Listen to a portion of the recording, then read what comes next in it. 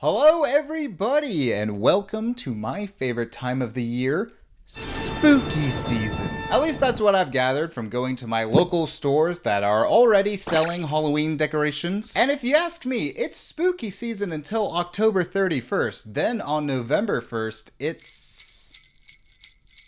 I'm actually not sure what season comes after spooky season. Either or, in the spirit of Halloween, I decide to watch a spooky movie with our favorite spooky guy, Matt Rife. It's been pointed out throughout the years that Matt Rife does look like a vampire that has survived till the 21st century, and some movie producers thought, you know, we should make that idea into a movie, and we got Don't Suck.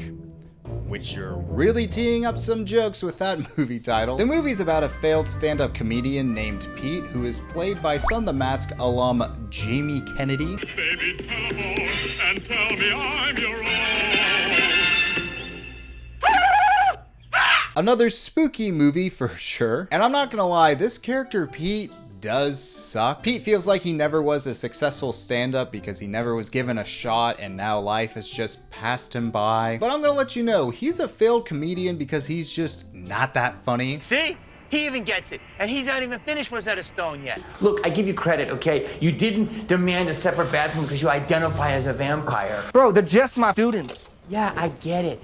They pay you, you give them stage time, you Weinstein them. I get it. Like, I know comedy is subjective and different people like different things, but in my opinion, this guy is just not that funny. He relies way too much on shock humor and is just sort of an unlikable dick. Like, he's the type of comedian that would still be making Bill Cosby drink jokes. Something in this, you put something in? No. You trying to make this a Cosbypolitan? Yeah, crazy you haven't made it yet. And I'm sure Pete would not like my complaints against him because he just hates that everyone is so easily offended. For sure. But that clerk was offended. Who isn't these days, bro? Can you tell me a joke? Can I just have my room key? Sandy, Not until you tell me a joke. you want a joke? Yes. What's the difference between a vagina and a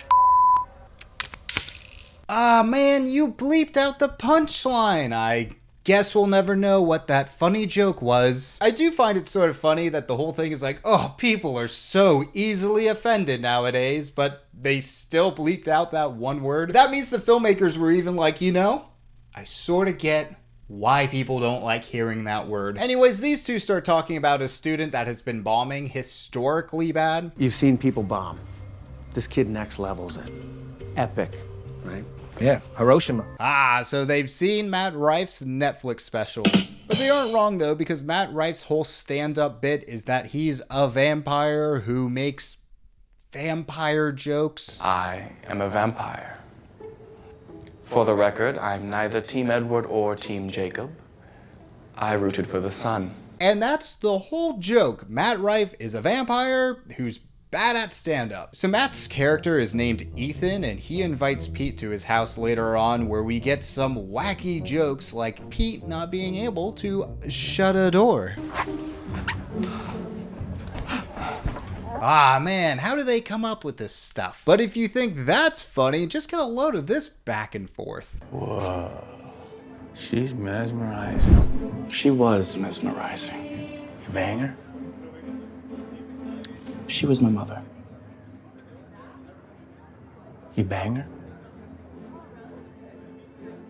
Man, when Matt Rife is side-eyeing your jokes, you know they're pretty bad. Now, Matt views Pete as a comedy legend for some reason. And after this Freudian conversation, Matt takes Pete aside and says that if Pete lets him be his opener, that Matt is willing to pay for all the expenses and more. If you take me, I will drive, and I will pay for every expense. Booze? Yes. Gas? Yes. Viagra? If you need it. Anal beads? I don't know why, but I get the feeling that Pete's trying to feel out if Matt is interested in doing some 50 Shades of Grey thing with him. Like, think about it. He wants him to get him Viagra, beads, maybe some tight leather. I'm just getting the vibe that Pete is going to tell Matt at some point, like, yeah, I'm just 50 Shades of fucked up. So Pete agrees to Matt's offer, but before they go on tour, we get this scene between Pete and his girlfriend, and it alludes to a tragic past. You haven't been the same since Charlie. But I promised you I would always be there for you, and here I am. Maybe this is a chance at a new beginning. So we get this really heartwarming scene where it's like, it doesn't matter what the world throws at us, we can beat it. And then it switches to, are you cheating on me? Maybe if I peruse through your texts, I'm gonna find a bunch of late-night conspicuous belfies from your harlot fan club. My loyalty only goes so far. Hey, I know you haven't been the same since that vague tragic thing happened to you, but I hope you know, I'm always there for you. But also, if you're cheating on me, I will fucking murder you. And you know what? It's right there. Knock yourself out. I will.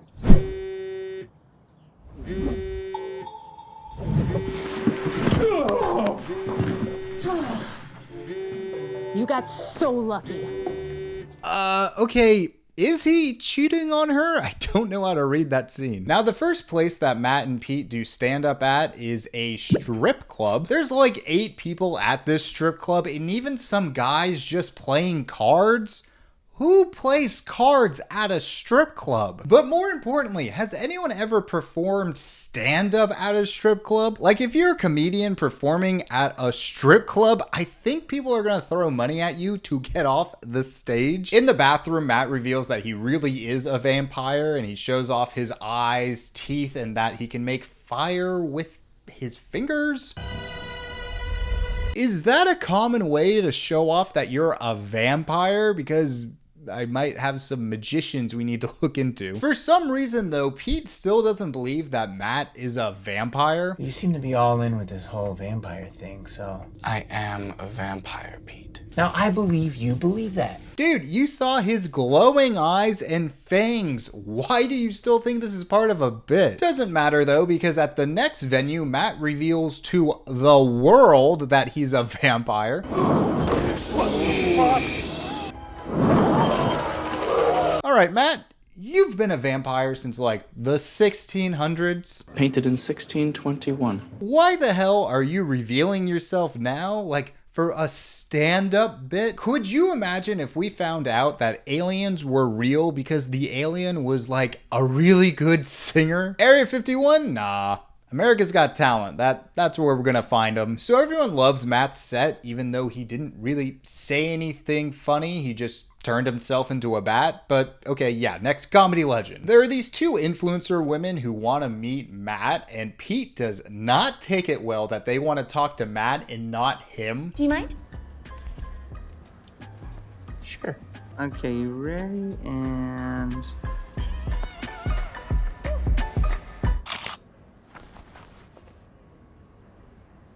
I know, I can't believe this guy hasn't made it in comedy yet. See you at the hotel, Ethan. And, I'll try to cut out the swear words out of my act. So something you may have realized in that clip is all the F words were cut out. I'm sure you're assuming I cut out all those F words because I want to be more advertiser friendly, but no. That is some shit I just don't give a fuck about. No, I'm cool. I say shit. I say fuck. Trust me, I'm cool. Super cool. I can sit at the coolest person table with you. So why are all these swear words censored in the movie? Well, I watched this movie on YouTube, and the company that uploaded this movie, they tried to remove all the swearing. You know what? The internet, okay? It's because you take your IQ with a tire gauge. No way. Then why'd you just have a fast all night, dude? E-I-E-E-O cornhole. And I say try because they did a terrible job trying to censor these words. They pretty much left every shit in this movie and one F-bomb. Sorry, one fuck bomb. I drink too much, I eat like shit. Cisgender, white male, piece of shit. You see this shit? It's gonna be a shit show. Not that ugly. Ugly as a motherfucker. So 1, very funny they tried to bleep all this out and failed miserably. But 2, that is just so weak, man. I get trying to make the most money off this platform, but you're literally taking people out of their viewing experience by censoring these words. But it gets worse too, because it's not just swearing they're removing from this movie, it's also full-on scenes. The scene in question that got removed was Matt Rife banging these two women. It really isn't anything that graphic either, it's just these two women in their bras moaning. Oh, Pete, you're missing out! There's one point where these women are jumping up and down, but like, I don't think I'm gonna get demonetized for this. And I don't want other companies to start doing this because it leads to jarring edits like this. Like the music starts to ramp up and then nothing. Pete is in different clothes and angled differently. It's just like really sloppy. Now in total, there's about a minute worth of movie that got cut here, and you're really not missing much. It's just Matt Rife banging these two women, and Pete finds one of their profile pictures and does exactly what you would expect him to do. I am assuming that this movie was sold to this YouTube channel, and that's how they were able to upload it without any copyright strikes. And YouTube is the #1 platform watched on TVs, so there are only going to be more movies uploaded to this website. Yeah, in this instance, it didn't really matter, but in the future, it might be something really important to the plot that changes the whole context of the movie, and it gets removed just because it wasn't YouTube friendly. Yeah, I bet you didn't expect me to stand up for the Matt Rife vampire movie when you clicked on this video. But yeah, this is a trend I do not want to see continue. And speaking of trends, this movie does not understand social media at all. That's the good choice and good one. As a medium, I have to always deliver the messages. Sometimes it's very tough for people to hear those messages for the loved one. Ah yes, I love watching an 8-second clip that is really 21 seconds long on my favorite website, CuteTube. The women hear that Pete is watching one of their podcasts, and then Matt's like, oh my god, he's so trolling you. He is really trolling you.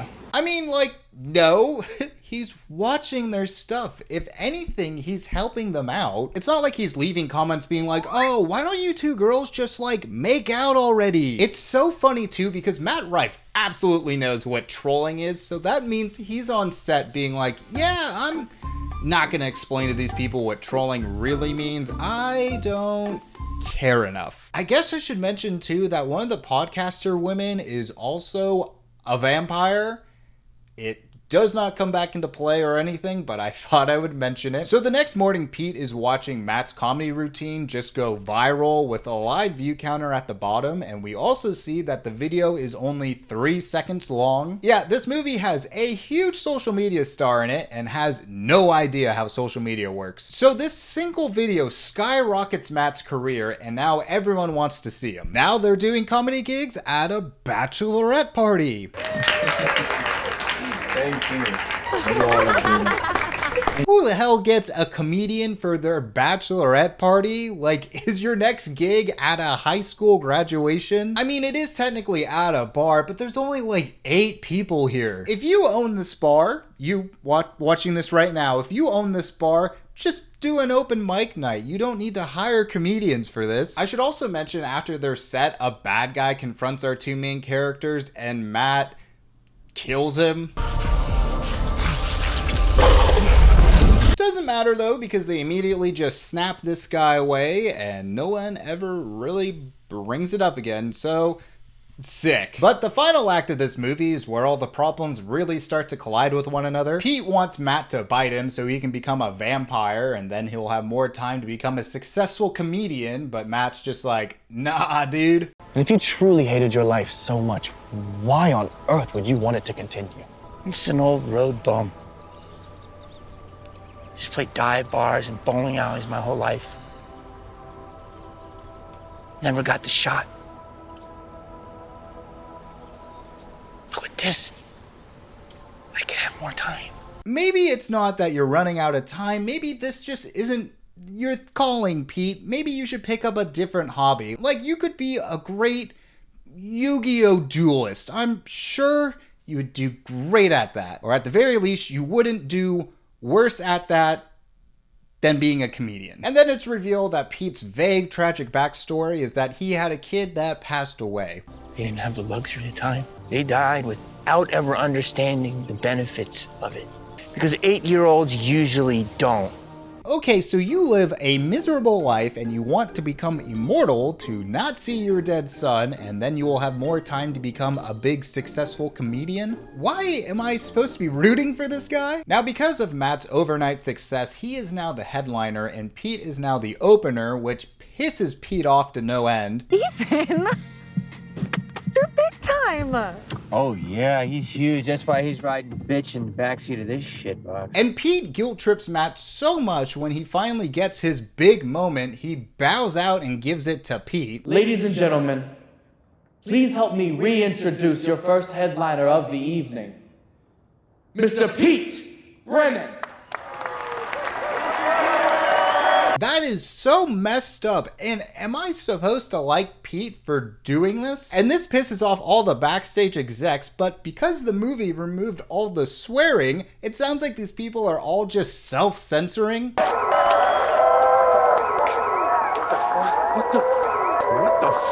What the fuck is this? This is so fucked up. I can't believe this. Fuck! So the two are driving back from their stand-up set, and Matt is worried about Pete because Pete keeps sort of putting his head out the window, and you know, I'm gonna let this just play out.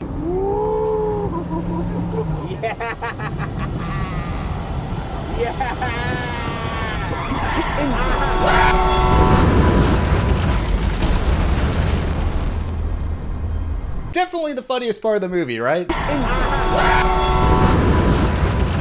So Pete is dying and he sees his child in front of him. Oh, that's my boy. My son is here. That's my dad. Good night. And then we cut to black and we aren't sure if Matt bit him or not. And then we get a callback to this movie's favorite joke. What's the difference between a vagina and a... Until you bring it back, and that's called the callback. Man, you guys really think this joke is funny. You guys must think Australia is like the funniest place on earth. And then it's revealed that Pete is alive. Oh, thank God. What do you think the best thing that a comedian can do, like while they're on stage or whatever and stuff? Is that a real question? I don't know, Pete. You take a shot at it. I mean, I feel like that was a reasonable question. You didn't have to be a dick about it, Pete. 2 words. Don't suck. Oh man, it's the title of the movie, and this movie couldn't even take its own advice. I'm not gonna lie, this movie was very difficult to talk about, not just because it's so bad, it's just such a jumbled mess that has no cohesive plot. Like, there were so many plot lines that just didn't go anywhere, but they took up time, so I felt the need to mention it. But what was even the plot of this movie? It's just like a collection of things that happened. So overall, I would not recommend, but something I would recommend is you liking, subscribing, and doing all those other YouTube-y things. I should also mention that we have a membership program that we would love you to be a part of, but either or, I will catch you guys on the next one.